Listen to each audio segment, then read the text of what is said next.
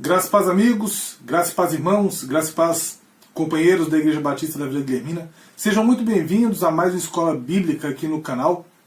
Espero que você esteja bem. Antes de irmos propriamente para a nossa aula, gostaria de convidá-lo a estar participando das demais atividades da igreja. No domingo, às 9h30 da manhã, temos culto público para o pessoal do grupo de risco.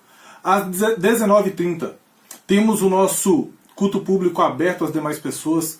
Terça-feira, 19h30, culto de oração também no templo. Essas três atividades presenciais, elas estão cumprindo tudo aquilo que é exigido nos decretos e nas orientações dos órgãos de saúde. Então ali você entra somente de máscara, existe o distanciamento.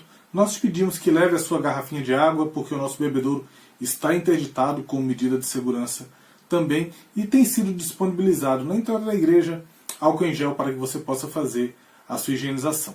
Você é muito bem-vindo para estar conosco. Online, temos toda segunda, quarta e sexta, às 21 horas, o programa Boa Noite com Jesus, o programa de devocionais da igreja, que vem ali com um dos pregadores da igreja para trazer uma palavra de conforto na hora do seu repouso.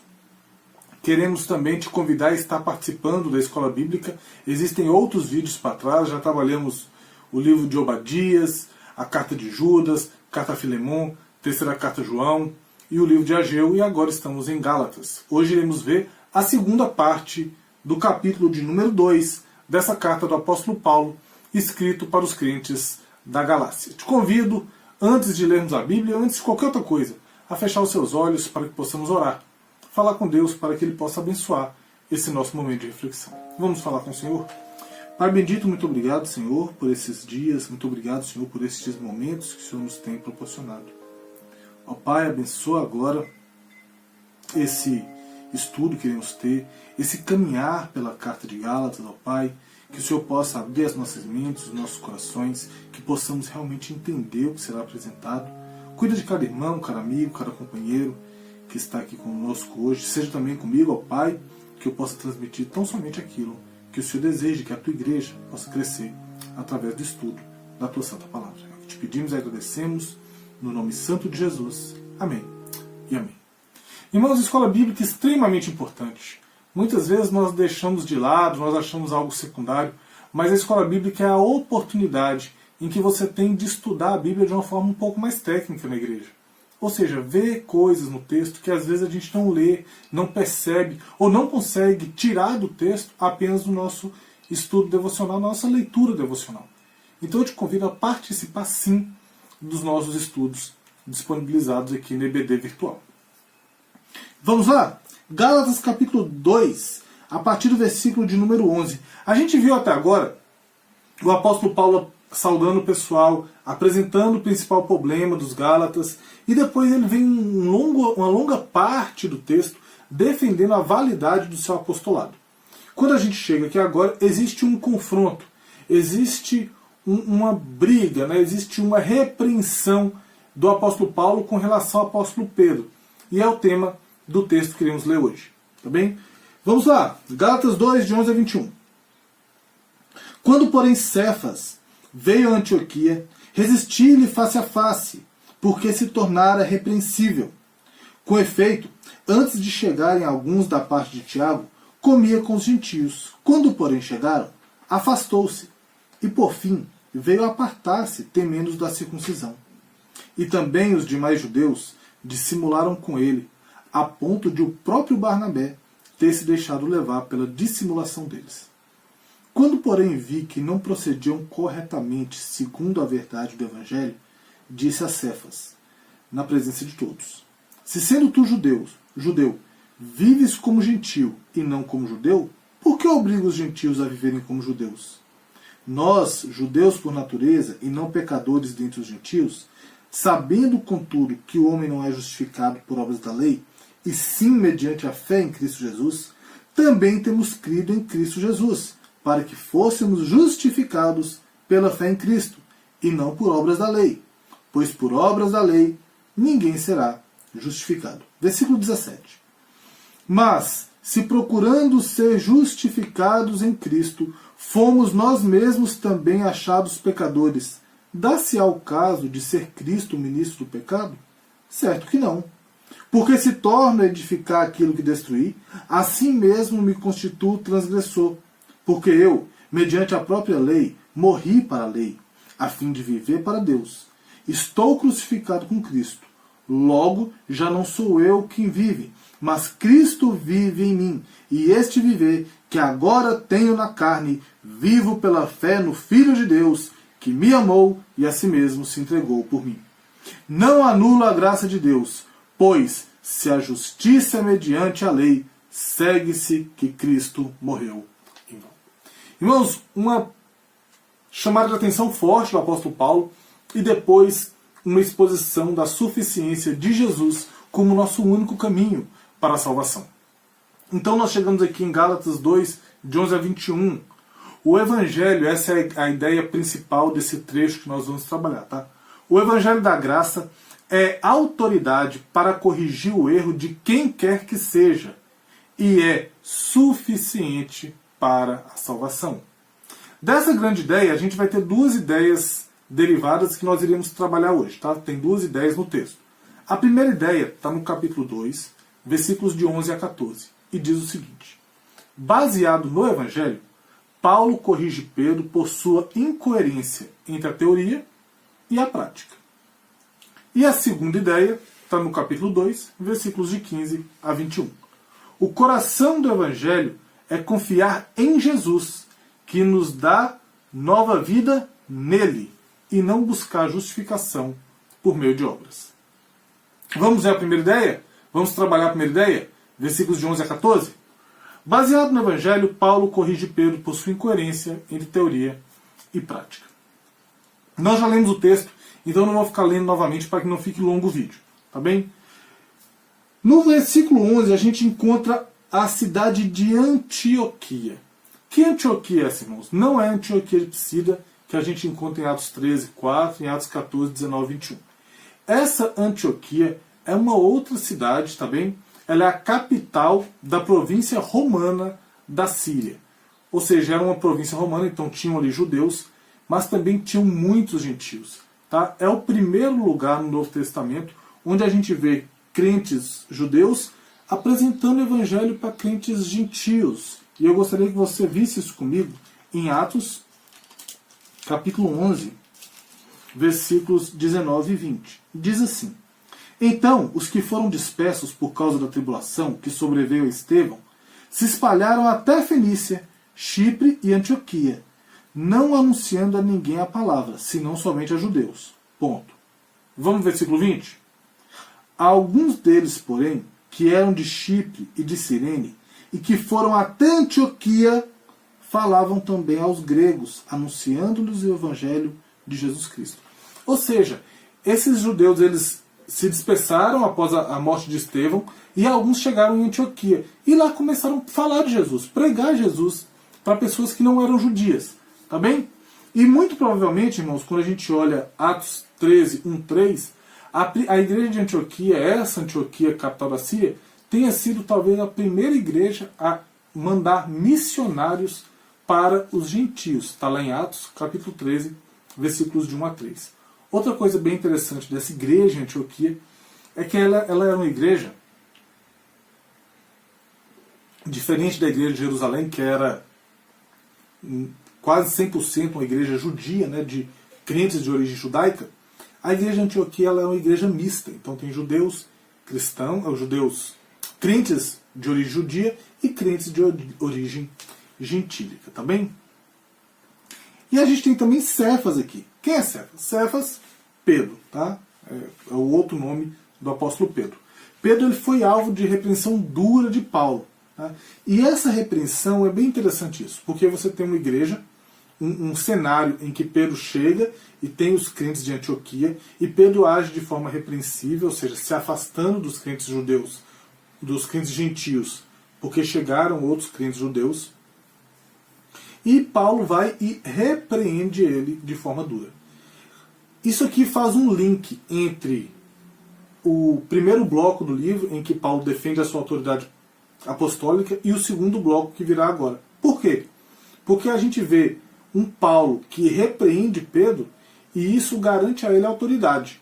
Isso dá a entender para aquelas pessoas que estão ali na galáxia que, puxa vida, se ele está repreendendo uma das colunas da igreja, como a gente viu na aula passada, esse homem realmente tem uma autoridade enviada por Deus. Obviamente que essa repreensão não está baseada na pessoa de Paulo, irmãos. Ele repreende com base na verdade do Evangelho, como a gente vai ver mais adiante, mais especificamente no versículo 14. Quando, porém, vi que não procediam corretamente segundo a verdade do Evangelho.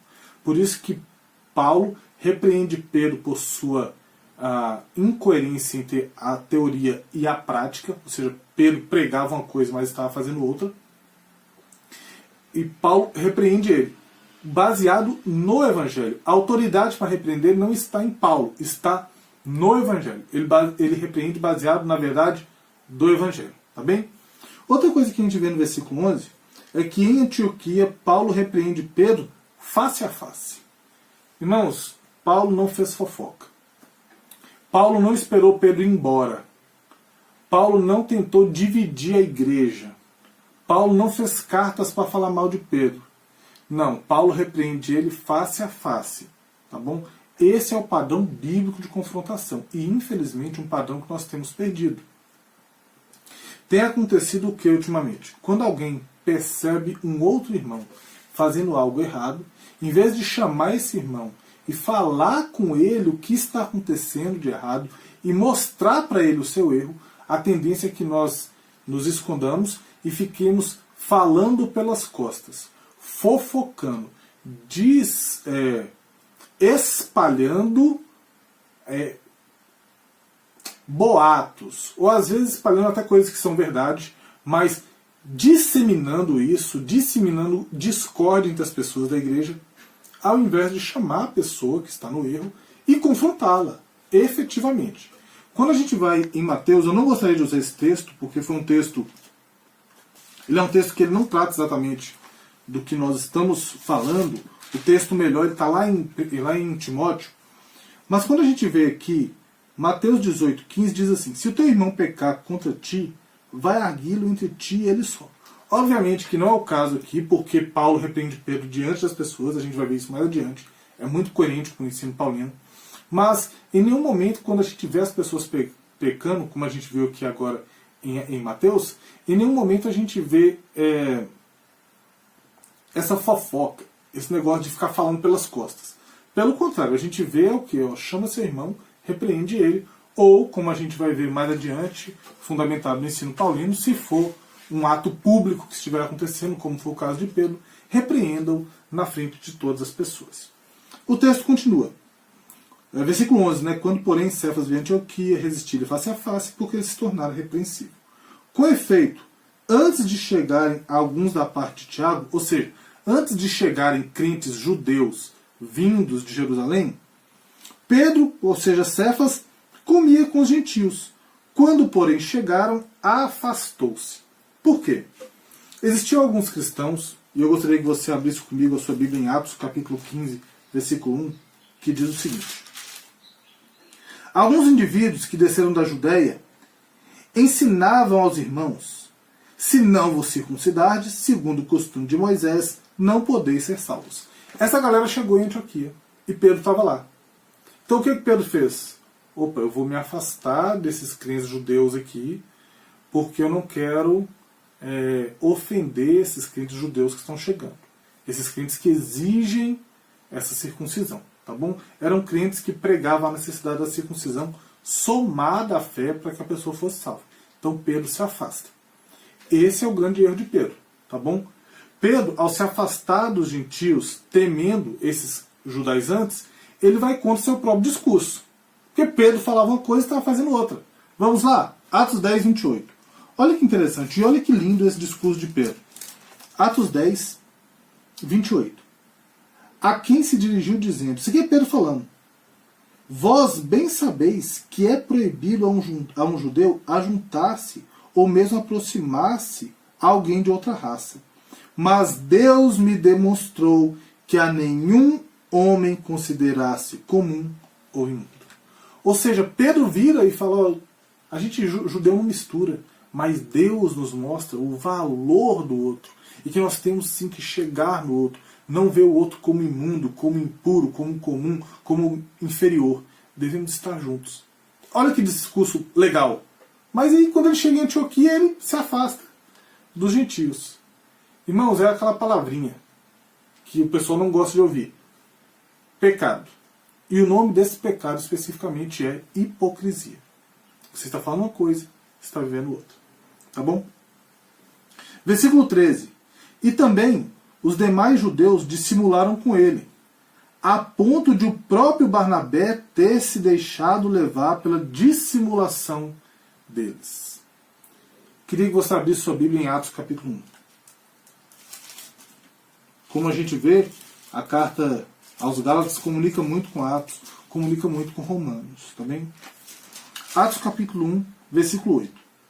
Mas recebereis poder ao descer sobre vós o Espírito Santo, e sereis minhas testemunhas, tanto em Jerusalém como em toda a Judeia e Samaria e até os confins da terra. Albert, o que tem a ver esse texto de Atos 1:8, que fala de sermos testemunhas de Jesus em Jerusalém, Judeia, Samaria, até os confins da terra, com o fato que a gente vê no versículo 13, de Barnabé e outros judeus sendo levados por essa hipocrisia, por essa dissimulação de Pedro? Irmãos,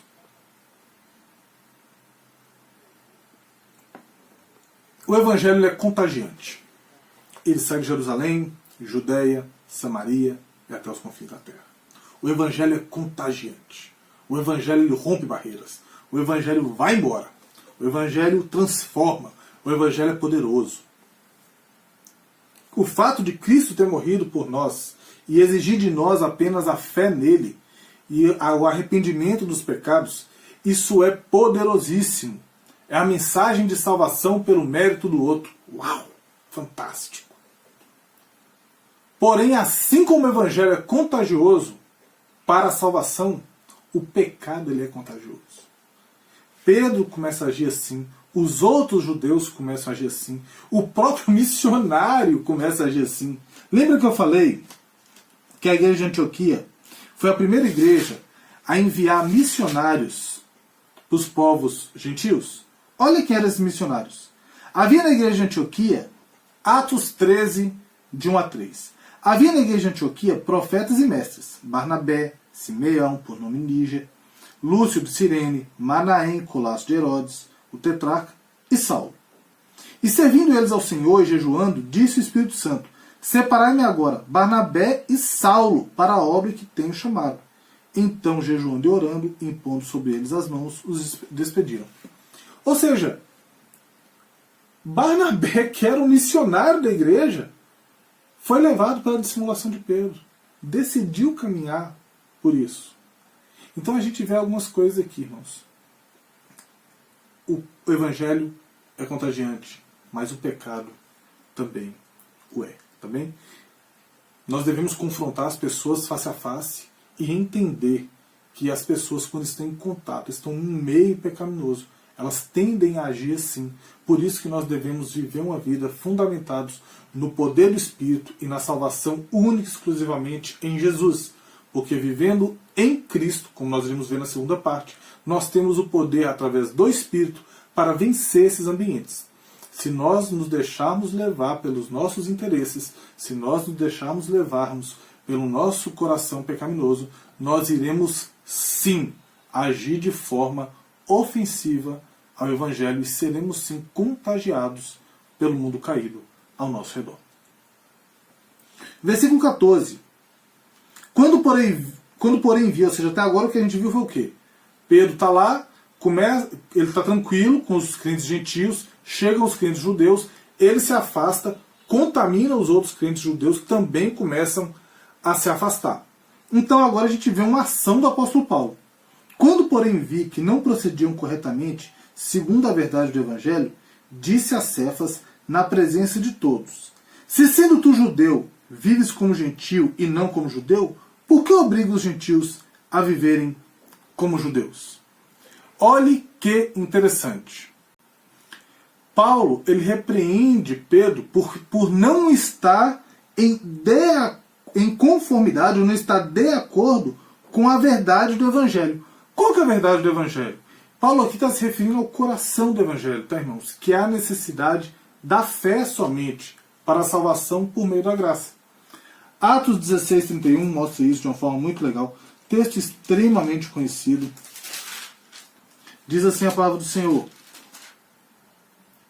A situação do carcereiro, a salvação do carcereiro. Vamos ler o 30 também. Atos 16:30-31. Depois, trazendo-os para fora, disse: Senhores, que devo fazer para que seja salvo? Responderam-lhe: crê no Senhor Jesus e será salvo tu e a tua casa. Essa é a verdade do Evangelho. O que nos é exigido é apenas a fé no Evangelho. Então, Paulo repreende Pedro por Pedro não estar de acordo com a verdade do Evangelho. Romanos, Atos, Romanos capítulo 1. Texto que eu gosto muito, o texto da conversão de Martim Lutero. Versículos 16 e 17. Pois não me envergonho do Evangelho, porque é o poder de Deus para a salvação de todo aquele que crê, primeiro do judeu e também do grego, visto que a justiça de Deus se revela no Evangelho, de fé em fé, como está escrito, o justo viverá pela fé. A salvação é tão somente através da fé. Não adianta você se afastar, não adianta você querer guardar algumas coisinhas da lei, não adianta você querer ter suas práticas achando que isso vai somar na caderneta com Deus. Não vai.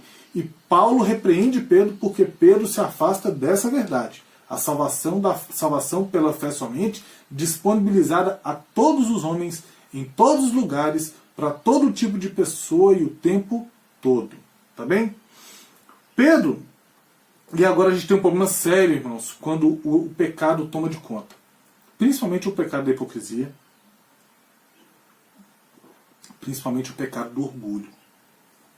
Pedro, ao se afastar dos crentes gentios, ele cria uma mentalidade de casta. O que é casta? Uma mentalidade de classes dentro da igreja. Tá bem? Com crentes de primeira categoria, crentes judeus circuncidados, e crentes de segunda categoria, crentes gentios não circuncidados, que nunca alcançarão essa salvação. Ou seja, quando cria isso, eu não vou me misturar com vocês, porque vocês não cumprem todos os requisitos para a salvação. Ele está criando essa mentalidade de que os judeus são melhores que os gentios, e colocando sobre os gentios uma ideia de que eles precisam de algo mais além da fé para a salvação. A gente tem que sempre lembrar, irmãos, que os crentes gentios, eles não tinham todo aquele conhecimento que os crentes judeus tinham do Antigo Testamento. Eles estavam caminhando nisso. Os judeus já tinham todo esse conhecimento. Então, essa ação de Pedro de se afastar, e a gente está falando de um líder, as pessoas olham, nossa, Pedro se afastou, então também vou me afastar. Essa atitude de Pedro cria essa divisão de classes, de castas, de grupos dentro da igreja. E isso a gente vê hoje em dia acontecendo também. Existem algumas igrejas em que é pregado o seguinte: se você não manifesta certos tipos de ações, se você não manifesta algumas coisas espirituais, você não é um crente tão bom quanto quem manifesta. Então há duas classes na igreja: os supercrentes, que têm dons espirituais, e os crentes ali, o resto, né, os comuns. Isso é muito errado, isso está totalmente em desacordo com o que diz a palavra de Deus. Se você quer entender um pouquinho mais disso, dessa questão comum da igreja, leia o livro de Efésios, principalmente o capítulo de número 2. Leia o capítulo 2 de Efésios. Deixa eu verificar, irmão, só para não... Isso, leia o capítulo 2 de Efésios, principalmente a partir do versículo de número 11. Você vai ver que não existe essa separação. Todas essas divisões caíram por terra em Jesus. Tá bem? Então a gente está vendo agora Paulo repreendendo Pedro por não estar agindo de acordo com seu discurso, por não estar agindo em conformidade com o coração do Evangelho. E tem algo bem interessante. A gente já viu uma repreensão face a face, ou seja, não ficou falando pelas costas, mas algo bem interessante. Paulo repreende Pedro na presença de todos. E agindo assim, ele age em conformidade com o ensino dele mesmo. Olha lá, 1 Timóteo. capítulo de número 5, irmãos. 1 Timóteo 5:20. Diz assim: quanto aos que vivem no pecado, repreende-os na presença de todos, para que também os demais temam. Repreenda na presença de todos. Isso aí é uma prática que a gente muito dificilmente vai ver na nossa igreja moderna. Porque nós estamos numa fase que as pessoas são cheias de milindre. Se você repreende alguém na frente de todo mundo, essa pessoa vai embora e nunca mais volta. Ainda sai falando mal da igreja. Mesmo que ela esteja em contumaz pecado. Pedro estava em pecado. A atitude de Pedro, que é uma atitude pecaminosa, estava causando divisão na igreja, estava menosprezando os irmãos pelos quais Cristo morreu.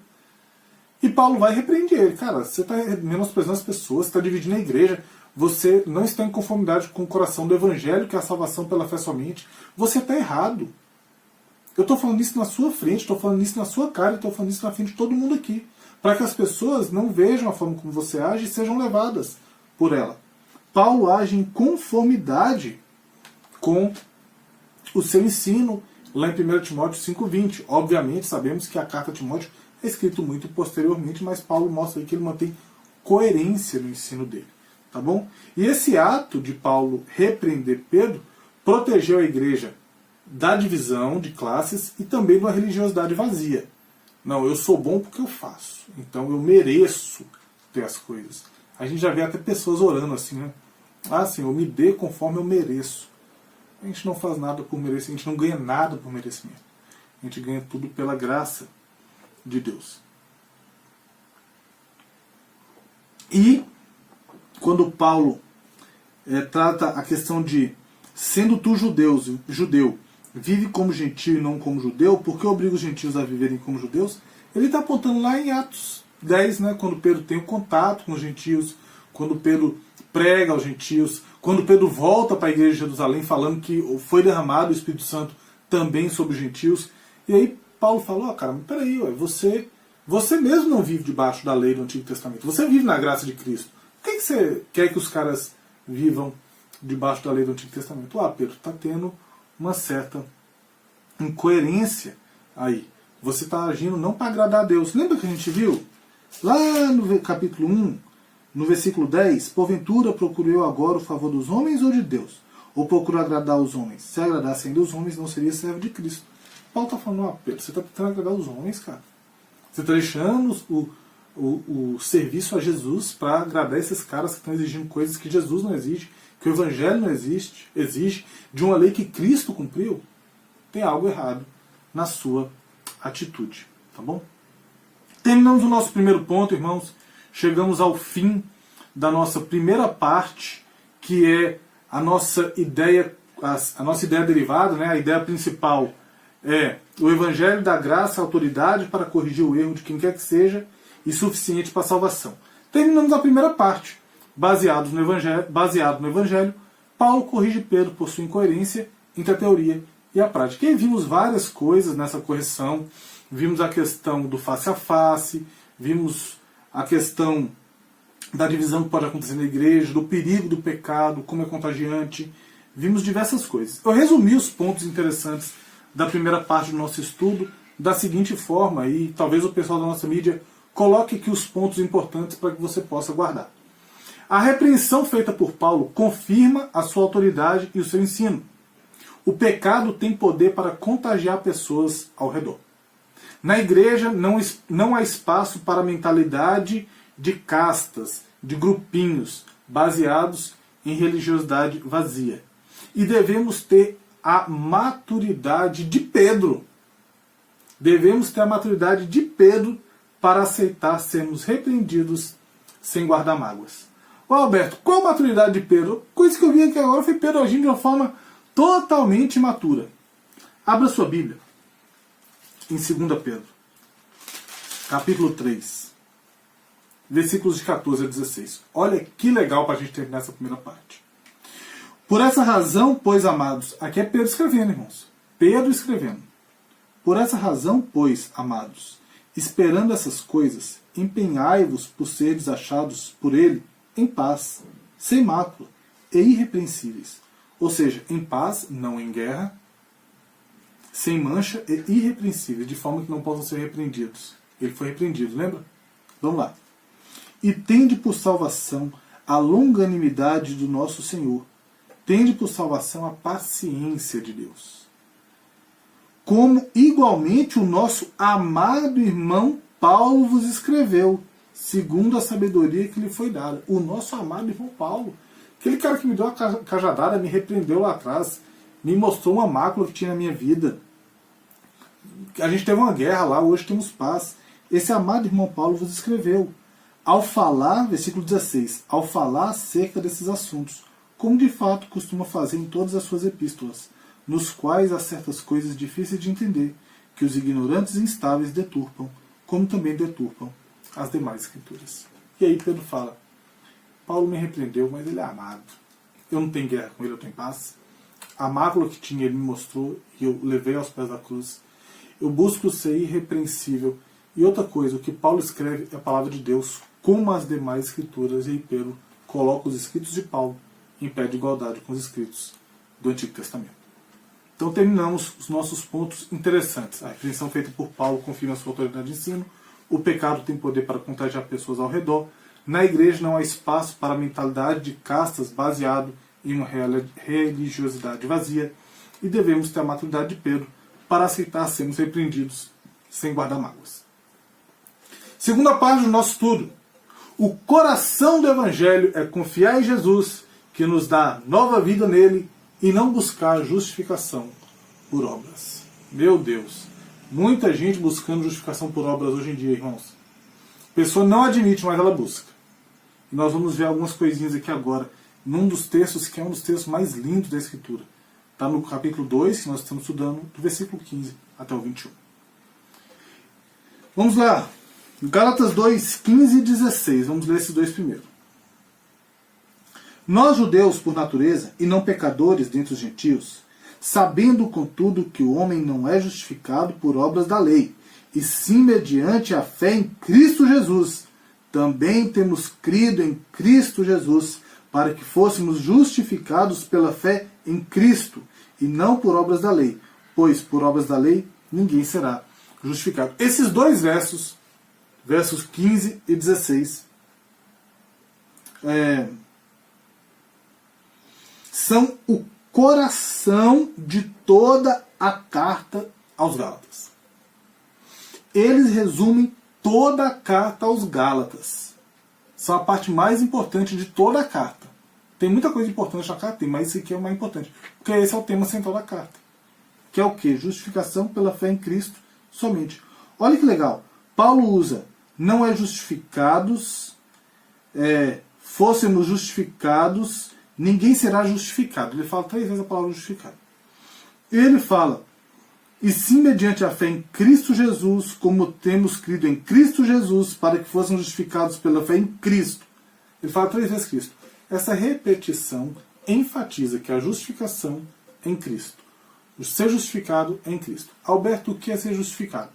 É termos declarado os nossos pecados pagos em Cristo. Ou seja, nós devíamos, nós éramos injustos, e agora nós somos justos pela obra de Jesus, pelo que Jesus fez por nós, não pelo que nós fazemos. Tá bem? Então vamos lá. Esses dois versos são o coração da carta aos Gálatas. O 2,15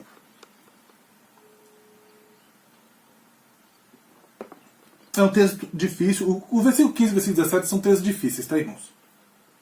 Mas o 15 diz assim: nós, judeus por natureza, e não pecadores dentre os gentios.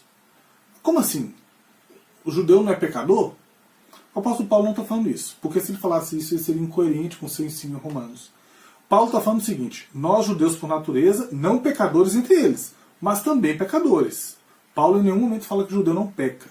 Ele fala que o judeu é pecador, mesmo não sendo gentil. Ou seja, Paulo não está afirmando que os judeus não são pecadores, mas que são, mesmo sem ser gentios. Logo, todo homem é pecador. Romanos capítulo 3, e agora a gente vai conversar um pouquinho com Romanos. Romanos 3, de 9 a 12, diz assim: que se conclui? Antes de continuarmos. Que se conclui? Paulo está apontando tudo que ele escreveu para trás em Romanos. Então, Romanos capítulo 3, versículo 9 começa: que se conclui? Ele está apontando para trás. Ele está apontando capítulo 1 a partir do versículo 18. até Romanos 3,8, onde ele mostra que todo mundo é pecador, tanto judeu como gentil, tá? Todo mundo. A partir do versículo 17 do capítulo 2, os judeus são indesculpáveis. A gente vê que também, capítulo 2, a partir do versículo 1, os gentios e os judeus igualmente culpados. A partir do versículo 18, a gente vê a idolatria e a depravação dos homens, do capítulo 1, né? Romanos 1, a partir do 18, mostra a idolatria e a depravação dos homens. Ou seja, todo mundo no mesmo pacote, não tem ninguém bonzinho. E ele chega no capítulo 3 e traz assim: que se conclui? Temos nós alguma vantagem? Não, de forma nenhuma, pois já temos demonstrado que todos, tanto judeus como gregos, estão debaixo do pecado. Como está escrito, não há justo, nenhum sequer, não há quem entenda, não há quem busque a Deus. Todos se extraviaram, a uma se fizeram inúteis. Não há quem faça o bem, não há nem um sequer. Versículo 19 e 20 do mesmo capítulo 3. Ora, sabemos que tudo o que a lei diz aos que vivem na lei, o diz para que se cale toda a boca e todo mundo seja culpado de ver diante de Deus. Por quê, irmãos? Porque a lei mostra o pecado. Quando você olha para a lei, você vê o seu pecado. E você tem que calar a boca, porque você está errado. A lei está falando que você está errado. Visto que ninguém será justificado diante dele por obra da lei, em razão de que pela lei vem o pleno conhecimento do pecado. A lei não tem poder salvífico, a lei tem poder instrutivo, ela ensina, ela, como a gente vê no próprio livro de Gálatas, ela é um aio que nos conduz até Cristo. E o versículo 23, que é um dos versículos mais fortes, né, quando trata de pecado, pois todos pecaram e carecem da glória de Deus. O texto aponta para trás. E Paulo mostra que, olha, pecadores entre os gentios, nós judeus, pecadores entre os gentios, nós não somos pecadores entre os gentios, mas somos pecadores. Gálatas, capítulo 2, versículo 15. Nós, judeus, por natureza, e não pecadores entre os gentios, mas pecadores. Todos pecaram, carecem da glória de Deus. E ele continua. E agora a gente tem um contraponto no versículo 16. O homem não é justificado por obras da lei. O homem não é justificado por obras da lei. Irmãos, se vocês pegarem os 613 mandamentos do Antigo Testamento e tentarem cumprir todos eles, vocês não vão dar conta. E você não será justificado por obra da lei. E aí você fala assim, Alberto, mas eu não tenho, eu creio em Jesus para minha salvação. Ok, você crê em Jesus para a sua salvação, mas você faz o quê? Você muitas vezes confia no seu dízimo. Você muitas vezes confia na sua frequência na igreja. Você muitas vezes confia nos ministérios que você ocupa. Às vezes até naquilo que a gente chama de zelo, né? Eu não gosto disso. As pessoas acham assim, não, eu confio no zelo que eu tenho com a igreja. Ou que a pessoa se preocupa com coisas no templo. Eu tenho um zelo muito grande com as coisas do templo. Irmãos, se você está usando isso aí para tentar somar com Deus, você não vai somar nada. Você só vai perder. O homem não é justificado por obras da lei. Gálatas 2,16. Não há como sermos salvos por meio das obras da lei. Olha comigo Atos, novamente, capítulo 13, versículos 38 e 39. Tomai, pois, irmãos, conhecimento de que se vos anuncia a remissão de pecados por intermédio deste Cristo Jesus, tá? E, por meio dele, todo o que crê é justificado de todas as coisas, das quais vós não pudestes ser justificados pela lei de Moisés. A lei não salva, ela não tem poder para justificar. A lei, ela aponta o pecado, ela condena o pecado, mas nós somos incapazes de cumpri-la. Lembra Tiago, capítulo 2, versículo 10, que diz que se você tenta guardar toda a lei e tropeça em um único ponto, você se torna culpado de todos eles? Essa é a verdade da lei. Por isso que a gente tem Efésios, capítulo 2, versículos de número 8 e 9, que diz: porque pela graça sois salvos mediante a fé, e isso não vem de vós, é dom de Deus, não de obras para que ninguém se glorie. Irmãos, vocês não podem fazer, eu não posso fazer nada para ser salvo. Nós somos salvos pela graça. Nós somos salvos pela graça. Não adianta você tentar entrar pela graça e caminhar pelas obras, não vai dar certo. Você tem que estar em Jesus. O capítulo 2, no capítulo 2, versículo 16 de Gálatas, continua assim: e sim mediante a fé em Cristo Jesus.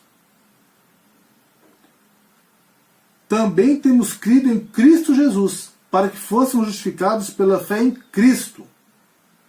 Ou seja, nós não somos justificados pelas obras, e agora o contraponto que eu falei, nós somos justificados por Jesus. Jesus, ele cumpre toda a lei. Lembra que eu falei que a gente não consegue cumprir aqueles mandamentos todos? Jesus cumpre eles. Vamos lá, Mateus.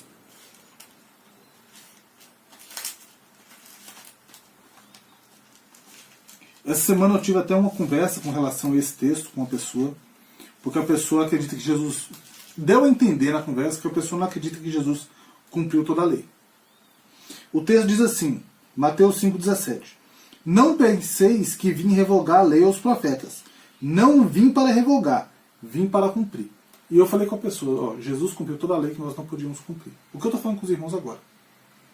E a pessoa achou que não. Ah, tá, Jesus não cumpriu. Cumpriu. Porque se Jesus não tivesse cumprido, a gente ia ter um problema soterológico. A gente ia ter um problema relacionado à doutrina da salvação. Soterologia.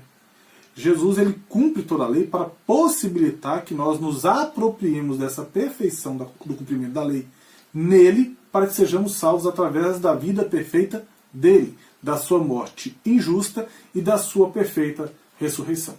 É isso que acontece, tá bom, irmãos?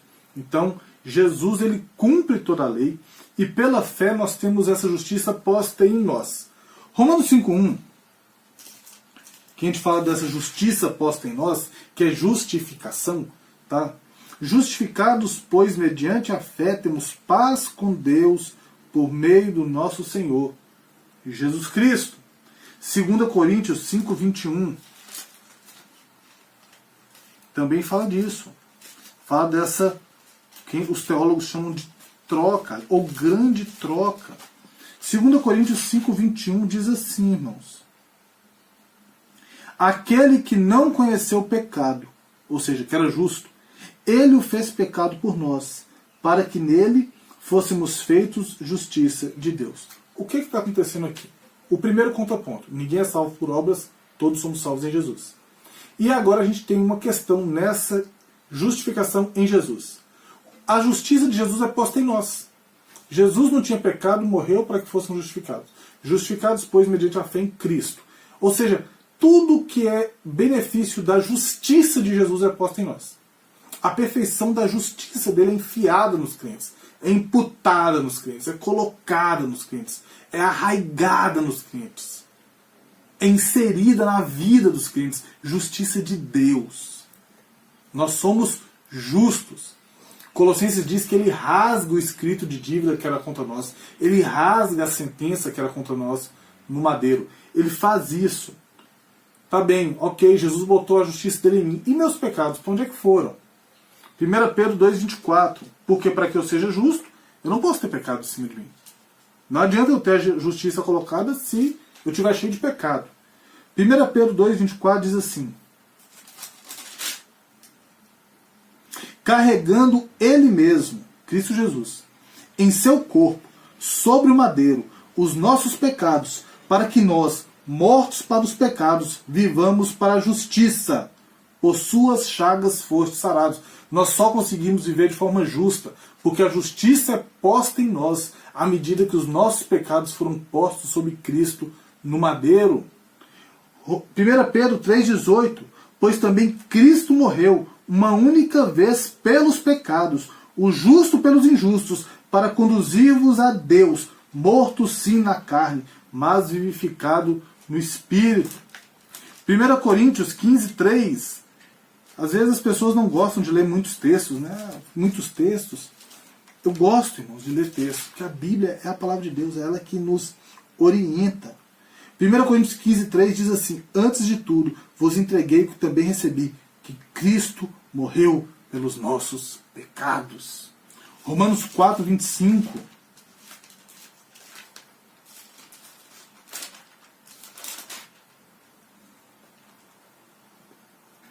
o qual foi entregue por causa das nossas transgressões e ressuscitou por causa da nossa justificação. Jesus leva todos os nossos pecados sobre ele, e ao ressuscitar, toda a sua justiça é posta sobre nós. E Deus olha para nós não mais como pecadores transgressores, mas ele olha para nós como justificados filhos de Deus, mediante o sacrifício do Deus homem. Esse é o coração do Evangelho. É isso que Paulo está falando em Gálatas 2,16. Não somos justificados por nada que fazemos, somos justificados porque Cristo levou os nossos pecados e colocou a justiça dele nas nossas vidas. A grande troca é feita. Não por obras, mas por justiça. E nessa justiça, não por obras, mas através de Cristo. E em Cristo, de forma justificada, quando a justiça dele é posta em nós e os nossos pecados são colocados nele, no madeiro. E aí a gente chega no versículo 17. Mas se procurando ser justificados em Cristo, fomos nós também achados pecadores, dá-se ao caso de ser Cristo ministro do pecado? Certo que não. Irmãos, é o verso de vício, tá? Que afirma que, à medida que nós buscamos a salvação em Jesus, não em lei, não em obras, tá? Nós buscamos a salvação em Jesus, nós vamos admitindo e percebendo cada vez mais a nossa incapacidade, a nossa pecaminosidade. Ou seja, eu estou procurando ser justificado em Cristo. E nós fomos achados pecadores. Ou seja, eu tento, e quando eu olho para mim, eu falo, puxa vida, eu sou ruim mesmo. Quanto mais perto de Jesus, mais eu vejo que eu sou ruim. Tá bem? Mais eu percebo a minha incapacidade. Mais eu admito que eu realmente não tenho condições de ser salvo por nada que eu faça. É bem legal porque quanto mais perto da luz estamos, mais perto percebemos os defeitos das coisas. Por exemplo, se você tem um quarto branco e ele está com a luz apagada, você não consegue perceber nada no chão do quarto. O quarto todo branco, tá? Teto, chão e paredes. E aí você liga uma luz, você consegue perceber que tem uma manchinha preta lá no meio do quarto. Se você aproximar a luz cada vez mais perto dessa manchinha, você começa a perceber o que é aquela manchinha, até perceber exatamente o que é aquilo. Quanto mais luz, mais percepção de pecaminosidade nós temos. Por isso que quando nós procuramos ser justificados em Cristo, fomos nós mesmos também achados pecadores. Por quê? Quando eu busco a justificação em Jesus, eu vejo que realmente eu preciso dele. Porque eu sou terrivelmente ruim. Quanto mais perto eu estou dele, mais ruim eu percebo que eu sou. Tá bem? E a questão de ministro do pecado. Nossa pecaminosidade, mesmo estando em Jesus, não torna ministro de pecado. Antes, ao estarmos nele, nós temos o poder para vencer o pecado que habita em nós mediante a ação do Espírito Santo. Cristo não é ministro de pecado, e a nossa pecaminosidade, mesmo que nós estamos ligados em Cristo, não torna ele pecador, não torna ele ministro de pecado. Me faz lembrar da cura do leproso, né, que Cristo toca no leproso, e o leproso fica limpo, mas Jesus continua puro. Não acontece o que o Antigo Testamento imaginava, né, que contamina-se aquele que toca. Romanos 8, 1 e 2 diz assim: agora, pois, já nenhuma condenação há para os que estão em Cristo Jesus, porque a lei do Espírito da vida em Cristo Jesus te livrou da lei do pecado e da morte. Ou seja, nossa pecaminosidade, mesmo estando em Jesus, não o torna ministro de pecado. Antes, estar nele nos dá o poder, através do Espírito, para vencer o pecado que habita em nós. Vamos caminhando. 2, versículo 18. Porque se torna edificar aquilo que destruir? Vamos lá. Versículo 17. Mas se procurando ser justificado em Cristo, fomos nós também achados pecadores? Dá-se ao caso de Cristo ser ministro do pecado? Certo que não. Porque se torna edificar aquilo que destruir, a mim mesmo me continuo transgressor. Edificar aqui, irmãos, ou se torna edificar aquilo que destruir, é retornar a uma busca de aceitação da parte de Deus por meio de obras. É tentar começar pela graça e terminar com esforço próprio. Então, tipo assim, não, então tudo bem, eu não quero saber de obras, eu vou viver sem obras, eu estou em Jesus, louvado seja Deus. E a partir do momento que você crê em Jesus, você cria uma lista de coisas que você tem que fazer para permanecer em Jesus. Não, isso aqui, eu tenho que fazer essa lista aqui, porque senão eu vou perder minha salvação. Se você faz isso, irmão, você está a mesma coisa de tentar salvação por obras. Jesus foi só um ajeito na sua vida para que você cumprisse uma série de rituais para ser salvo. Essa não é a verdade do Evangelho, tá bom? E transgressor, ele trabalha com a ideia transgressor, a mim mesmo me torno transgressor, é aquele que rompe a fé em Cristo para buscar justificação pela fé. A salvação, se você não está em Jesus, você crê em Jesus e é salvo. Se você não está em Jesus, não adianta você crer em Jesus e depois ficar tentando colocar coisas no sacrifício dele. O sacrifício dele é suficiente, tem que ser só o sacrifício dele. Cristo cumpriu a lei, portanto, só quem está nele cumpre a lei. Lembra Mateus 5,17? Jesus cumpriu a lei. E essa é a parte complexa. Jesus cumpriu a lei. Quando eu estou em Jesus, eu tenho a lei cumprida em mim. Porque eu estou ligado em Cristo. Agora, se eu não estou em Jesus, eu sou transgressor da lei. Porque eu não tenho condições de cumprir toda a lei, vou pecar e, portanto, sou transgressor da lei. E ele fala, porque eu, mediante a própria lei, morri para a lei, a fim de viver para Deus. Estou crucificado com Cristo. Quando Paulo fala no versículo 19, morri para a lei, ele está apontando a morte, e isso é importante, irmãos. Paulo está apontando a morte não para os aspectos morais da lei, mas para o poder condenatório. Lembra que eu falei que a lei aponta o pecado? Ela aponta o pecado? Quando a gente morre para a lei, a gente não está morrendo por aspectos morais. Nós estamos morrendo para essa acusação de pecado da lei. A lei não pode mais nos acusar como pecadores, como transgressores dela, porque nós estamos no Cristo que cumpriu essa lei. E essa questão moral, Alberto? E essa questão dos aspectos morais? Eu não estou livre dos aspectos morais da lei? Não, os aspectos morais da lei permanecem. Você não pode roubar, você não pode matar, você não pode cobiçar, você não pode, aqueles aspectos morais que a gente resume nos 10 mandamentos, você não pode fazer aquilo continua sendo transgressão. E Jesus resume aquilo em 2 grandes mandamentos. Do primeiro mandamento até o 4 é amará a Deus acima de todas as coisas. E do 5º mandamento até o 10º, amará o próximo como a ti mesmo. Então toda a lei se baseia no amor. E quando eu estou em Cristo, que me amou primeiro, eu tenho condições de cumprir isso. Tá bom? Então os aspectos morais da lei a gente continua tendo, porém nós não estamos sob a condenação que a lei aponta aos nossos pecados. E agora, irmãos, nós vamos chegar no finalzinho aqui. Estamos aí com 52 minutos de aula, 53 minutos. Atos 2, 19, Gálatas 2, 19 e 20. Diz assim. Finalzinho, tá? A segunda parte do versículo 19 e versículo 20. A fim de viver para Deus. Estou crucificado com Cristo. Logo já não sou eu quem vive, mas Cristo vive em mim. E este viver que agora tenho na carne, vivo pela fé no Filho de Deus, que me amou e assim mesmo se entregou por mim. Eu estava estudando isso aqui, montando a aula, e nem que a gente estoure um pouquinho de tempo aqui. Eu estava estudando, isso aqui me deu vontade de chorar ontem. Eu pensei no que Cristo fez. Cristo me amou. Cristo te amou. Ele me amou e se entregou por mim. Isso dá vontade de chorar quando a gente lê isso todas as vezes. Tá? Esse lindo verso aponta a nossa união com Cristo. Isso é uma doutrina teológica muito bela, maravilhosa, espetacular, fantástica, linda. Da união do crente com Cristo. Tá? Nós estamos unidos em Cristo em 2 aspectos. Primeiro, porque Jesus nos representa na sua morte e ressurreição. Jesus morre por nós e nós morremos em Cristo. Jesus ressuscita por nós, nós ressuscitamos em Cristo. Romanos 6, 3 a 7 diz assim: ou porventura ignorais que todos nós que fomos batizados em Cristo Jesus fomos batizados na sua morte? Fomos, pois, sepultados com ele na morte pelo batismo, para que, como Cristo foi ressuscitado dentre os mortos, pela glória do Pai, assim também andemos nós em novidade de vida. Porque se fomos unidos com ele na semelhança da sua morte, certamente o seremos também na semelhança da sua ressurreição.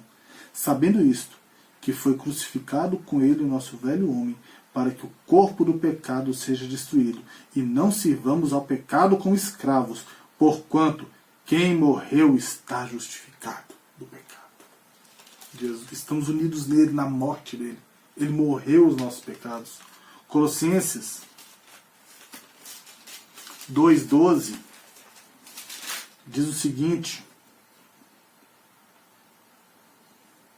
tendo sido sepultados juntamente com ele no batismo, no qual igualmente fostes ressuscitados, mediante a fé no poder de Deus, que o ressuscitou dentre os mortos. E Colossenses 3:1 diz: portanto, se fostes ressuscitados juntamente com Cristo, buscai as coisas lá do alto, onde Cristo vive assentado à direita de Deus. Nós estamos nele, na semelhança da sua morte, na semelhança da sua ressurreição, ligados, e o que o pessoal gosta na teologia, desses termos, união mística com Jesus. Na verdade, irmãos, nós estamos presos por laços de amor em Cristo, na sua morte e na sua ressurreição. Morremos com ele e iremos ressuscitar de forma gloriosa no último dia. Através dele já ressuscitamos para a vida espiritual nele, para vivermos uma vida para ele, novidade de vida sobre a terra. Por Jesus, então a primeira coisa, estamos ligados em Cristo, por Jesus nos representar em sua morte e ressurreição, e por Jesus estar sempre conosco através da habitação do Espírito. Mateus 28:20, a parte B, né? Eis que estou convosco todos os dias, até a consumação dos séculos. Cristo falando com a sua igreja, comigo e com você. E 1 Coríntios, capítulo 6, versículo de número 19. Diz assim: acaso não sabeis que o vosso corpo é santuário do Espírito Santo, que está em vós, o qual tendes da parte de Deus, e que não sois de vós mesmos? E quando a gente olha isso à luz de Efésios, capítulo 1, versículo 13 e 14, a gente entende que somos a habitação do Espírito Santo perene e eterna até a volta de Jesus, para nos buscar para si mesmo. Ele é o Espírito, é o penhor do nosso resgate. Eu, estudando isso aqui ontem, me deu uma vontade de chorar absurda, porque é lindo o amor de Jesus e a forma como ele nos amou, morrendo em nosso lugar, ressuscitando por nós, e como ele anda conosco em todo o tempo. Por este amor de Jesus, vivemos para ele, mesmo na carne, e temos poder para viver uma vida pela fé, através do Espírito Santo. 2 Coríntios, capítulo 5, versículos 14 e 15, diz assim: pois o amor de Cristo nos constrange, julgando nós isto: um morreu por todos, logo todos morreram. E ele morreu por todos, para que os que vivem não vivam mais para si mesmo, mas para aquele que por eles morreu e ressuscitou. E é por isso que o apóstolo Paulo fala: não vivo mais eu, mas Cristo vive em mim. Eu não posso viver para mim, porque ele morreu no meu lugar e eu tenho que viver, porque ele vive em mim. Então, portanto, eu me anulo para que Cristo seja visto no meu viver. Capítulo 2, versículo 21, para a gente encerrar. Não anula a graça de Deus, pois se a justiça mediante a lei, segue-se que Cristo morreu em vão. Após essa poderosa afirmação da nossa união com Jesus, nós vimos no versículo 20, Paulo mostra que se buscarmos qualquer outro caminho que não seja Jesus, e tão somente Jesus, nós estamos tornando o sacrifício de Cristo em vão. Nós estamos anulando toda a obra do Calvário. Pontos interessantes da segunda parte do estudo. Vai aparecer aqui embaixo. Todos, judeus e gentios, são pecadores e carecem da salvação em Jesus pela graça. Versículo 15. As obras são ineficazes para a salvação, assim como é impossível a guarda da lei. Buscar a salvação pela lei é transgredi-la, pois só Jesus a cumpriu e só nele podemos tê-la cumprida em nós.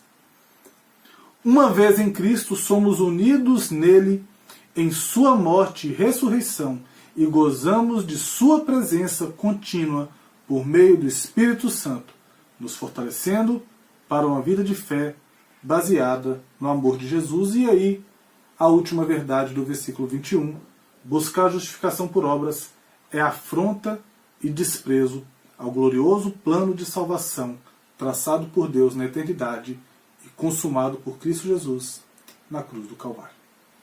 Que Deus te abençoe. Espero que você tenha tirado algumas verdades desse nosso estudo de hoje. Espero que você tenha aprendido alguma coisa. Espero que você tenha sido impactado por versículos tão poderosos da palavra de Deus, como esses que encontramos em Gálatas, capítulo 2, versículos de 11 a 21. Estamos aqui já estourando 1 hora de aula, mas antes de encerrarmos de vez, assim, acabarmos a nossa aula, nós temos que orar. Temos que falar com o Senhor. Porque grande é essa palavra. Grande é o sacrifício de Jesus e é tão interessante, irmãos, é tão glorioso, é tão maravilhoso, é tão prazeroso olharmos para a suficiência do sacrifício de Jesus e saber que não temos que fazer mais nada. Apenas crer em Cristo. E pelo simples fato de crermos em Cristo, de estarmos unidos a Ele, nós temos condições de viver uma vida que o agrada. Não para ser salvos, não para isso, mas porque já somos salvos e porque já caminhamos para a eternidade com o nosso Redentor. Não faça as coisas para ser. Faça as coisas porque você já é salvo em Cristo Jesus, então viva para a glória dele. Feche seus olhos, vamos orar, vamos falar com Deus. Pai bendito, muito obrigado, Senhor, mais uma vez por essa oportunidade de estudarmos a Tua Santa Palavra. Muito obrigado, Pai, por esse estudo, Pai, pela montagem desse estudo que o Senhor proporcionou. Muito obrigado, Deus, por cada coração que irá assistir esse vídeo, que assistiu esse vídeo conosco. Que essa pessoa possa ser edificada, mudada, transformada.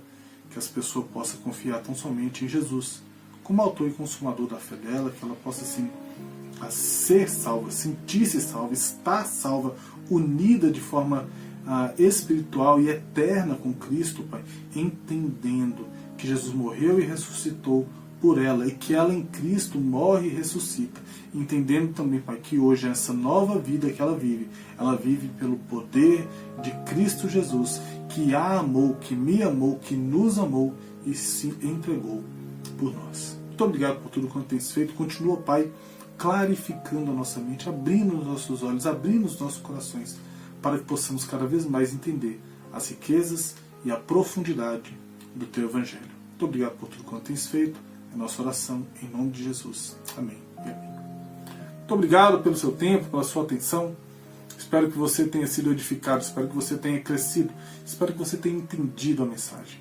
Se você não entendeu, coloque aqui nos comentários. Se você viu alguma coisa que está em desacordo, coloque aqui nos comentários. Iremos responder com todo carinho as suas dúvidas, os seus questionamentos e aceitarmos as suas críticas. Que Deus te abençoe, que Deus te guarde, proteja, sustente, que Deus te mostre as grandezas de Cristo Jesus e a magnitude do Evangelho da Graça.